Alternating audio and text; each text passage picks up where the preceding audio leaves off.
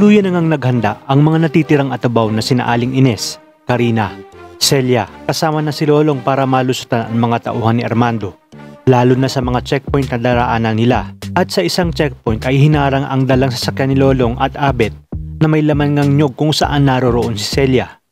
Habang sina Bella at Elsie naman ay nagipagkita na kay Armando kasama si Martin upang tuparin ang kasunduan.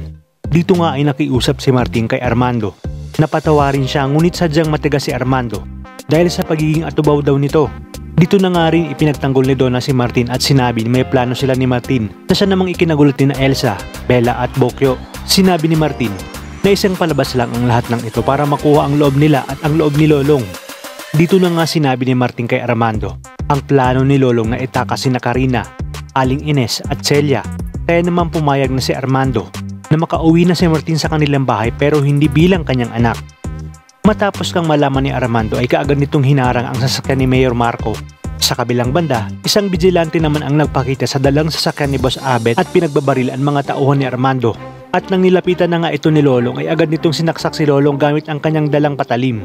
Hanggang sa makita na nga nito ang nakatagong si Celia at pilit na pinapalabas. Matapos ito ay dinala nito si Celia sa isang lugar at ginapos. At dito nga ay nagpakilala bilang si Lucas. Ayon pa kay Lucas, huwag umunong mag-alala si Celia dahil aalagaan niya ito hanggang sa mga anak ito. At ang sanggol na atubaw ay ipagbebenta niya sa makapagbibigay sa kanya ng pinakamalaking halaga. Isinama naman ng mga tauhan ni Armando sina Elsa, Bella at Bokyo. Buti na lamang ay biglang dumating si Dakila kaya nakaligtas ang tatlo. Habang si Mayor Marco naman ay pilit pa rin tinatakasan ang mga tauhan ni Armando. At ang nagkamalay na nga si Lolong ay agad naman nitong ginising si Boss Abet para sundan si Celia. Buti na lamang ay dumating ang isa sa mga kaibigan ni Boss Abet, dala ang isang tricycle at agad silang sinaklolohan.